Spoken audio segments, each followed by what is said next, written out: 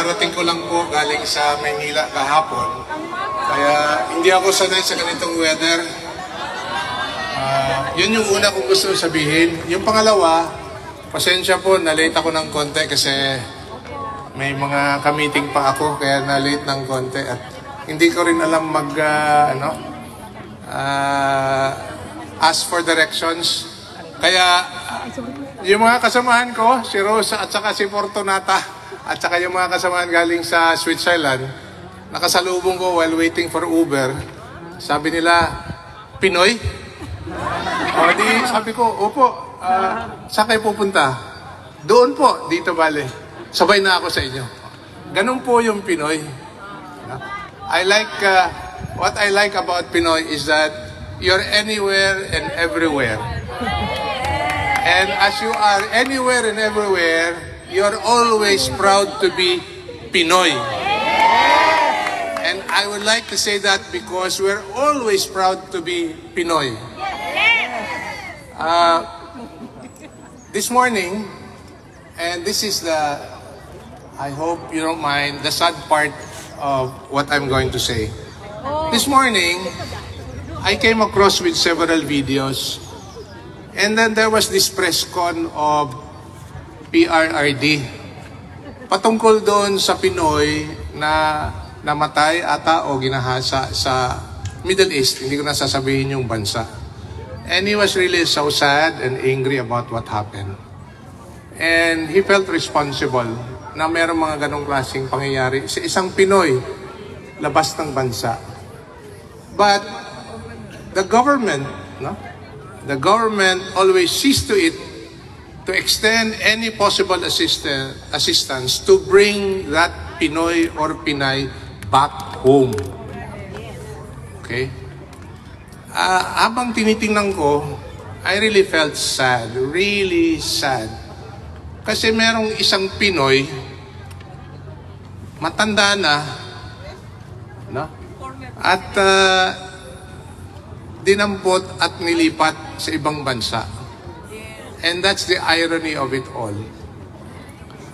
When I was told I'm going to say something before you today, hindi ko naisip yung sinabi ko ngayon kasi nakita ko lang kayo ng umaga. Pero I like to say something about the man whom I've known since 1973. Matagal-tagal na rin po.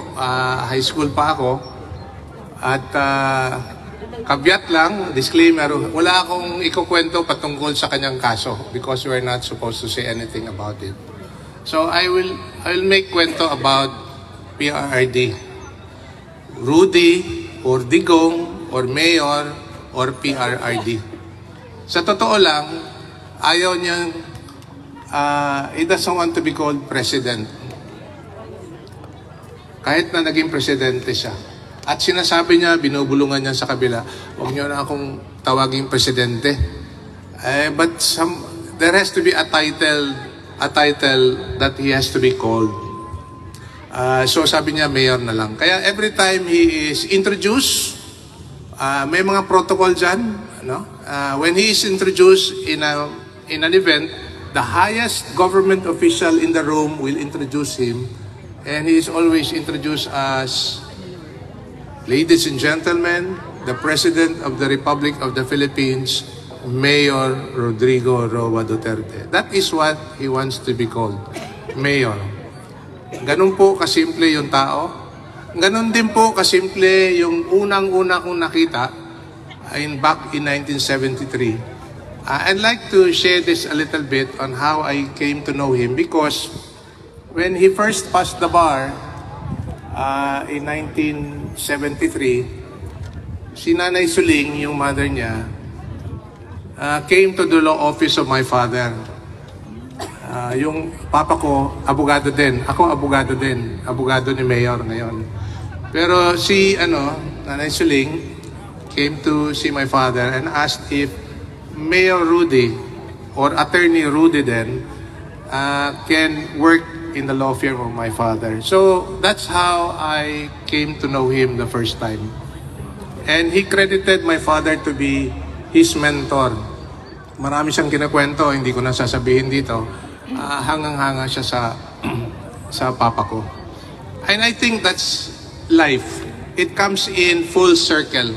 That years after, when he became mayor, congressman, mayor again for a long time, and then eventually became president, baliktad yung mundo. Ako naman ang hangang-hanga sa kanyang ginawa. Hindi lang po sa siyudad ng Davao, kung hindi po sa buong bansa, at lalong-lalo na, more than 90% of our Filipinos working abroad, lalong-lalo na sa mga Pinoy na nagtatrabaho sa labas ng bansa. Palagi niyang sinasabi in small talks that we have together, ang iniisip niya, kayo, yung mga nagtatrabaho sa labas.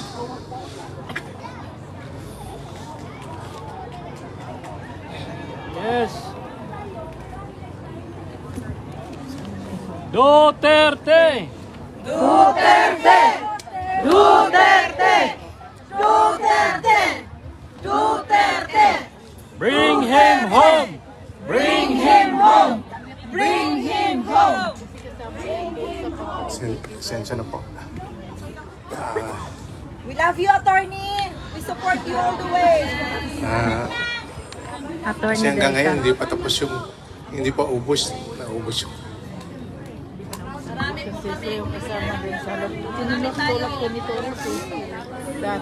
I can only say that he does not deserve the treatment that he's getting now from this government.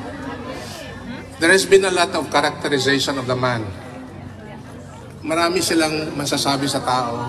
At lalong-lalo na sa mga kritiko, ang makikita lang nila yung isang bagay na hindi, yung isang bagay, patungkol dito ngayon, ano? Hindi ko na i-elaborate.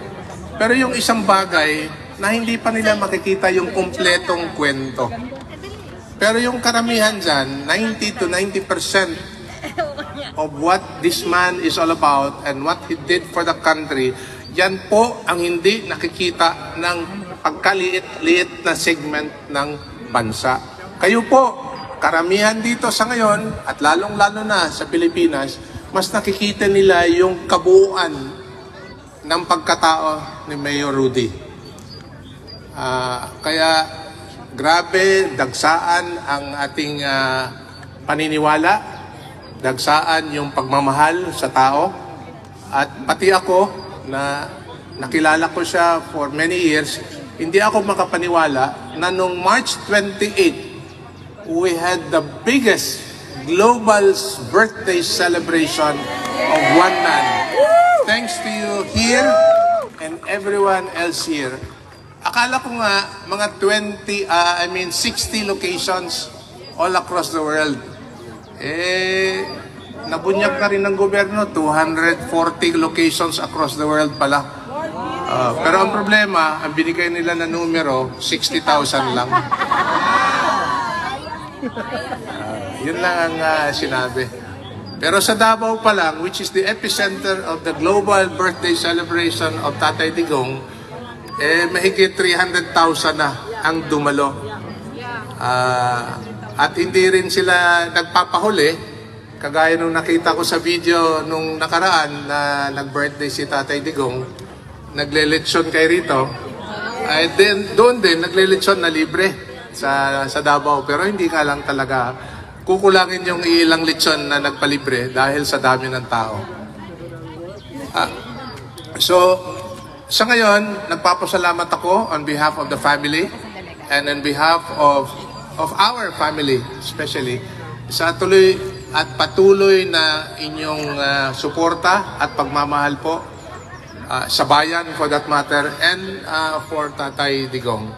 Let us to continue to pray for him, for his continued good health, his wisdom, his perseverance, na he would be able to overcome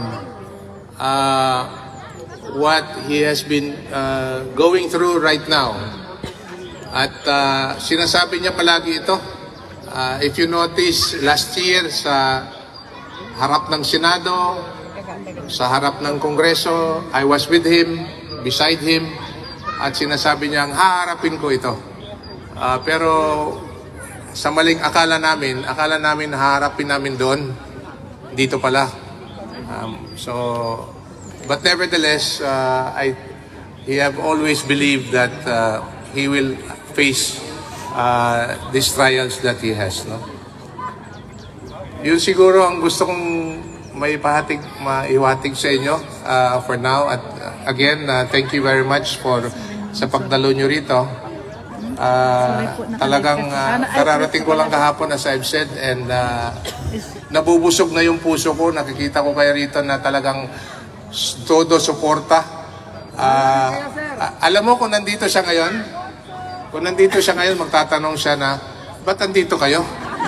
Kasi nagtatrabaho kayo eh. Diba? Ayaw niya na things like this at mababawasan yung sweldo nyo.